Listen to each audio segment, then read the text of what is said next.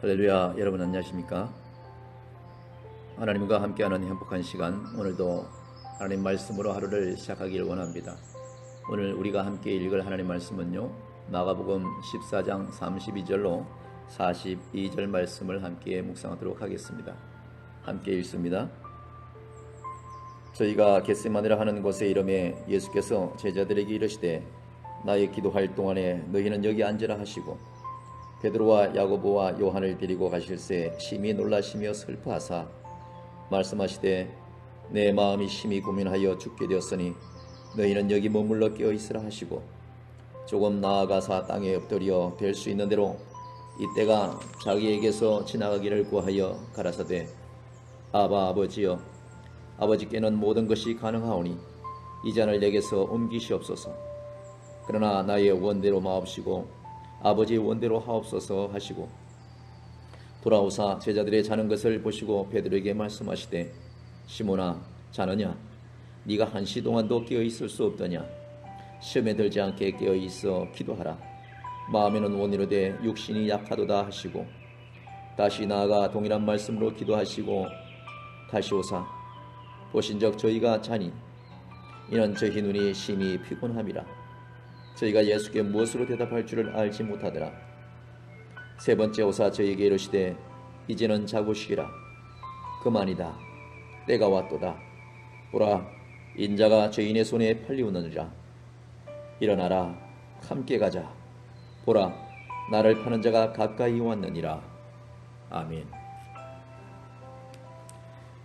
예수님과 제자들은 겟세마네에 올라갔습니다. 예수님은 제자들에게 기도하는 동안 앉아있으라고 하신 뒤에 베드로와 야고보와 요한만을 데리고 가셨습니다. 그리고 매우 놀라시고 슬퍼하시며 죽을 만큼 고민에 빠졌으니 이곳에 머물러 깨어있으라고 말씀을 하셨죠.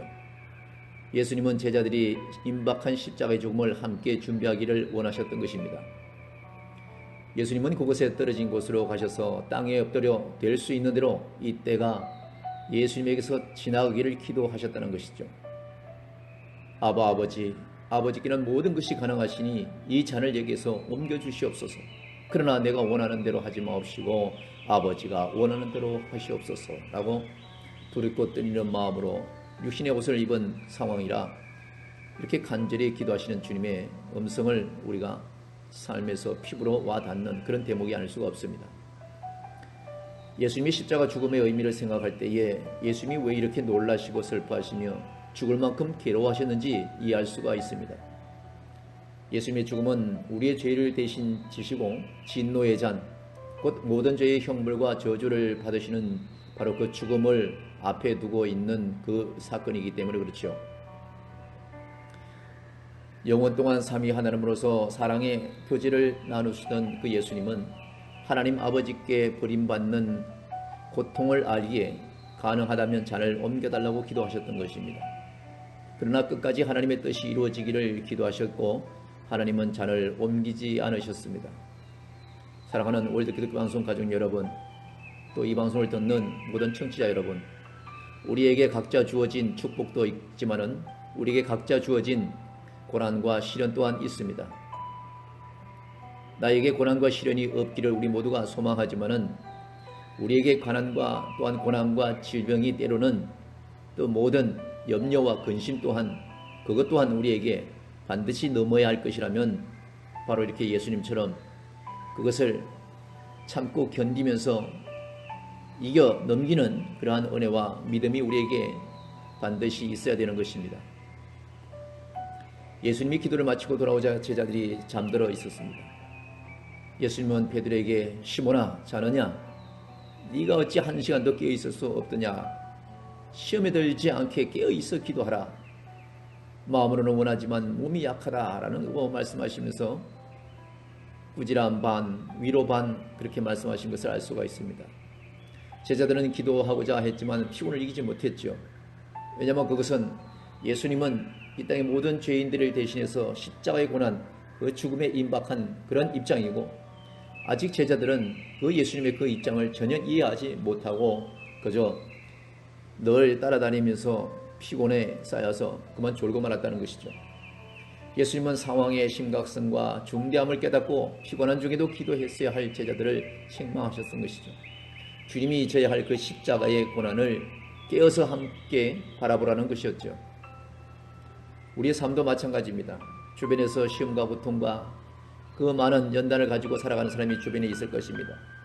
그 사람들을 외면하고 그 사람들을 못 본 척하는 것이 아니라 그들을 함께 보면서 그들의 아픔과 그들의 슬픈 고난과 그들의 연단을 우리가 함께 바라보면서 함께 기도해주는 그런 우리 모두가 그리스도의 참된 동력자여야 된다고 생각하는 것입니다.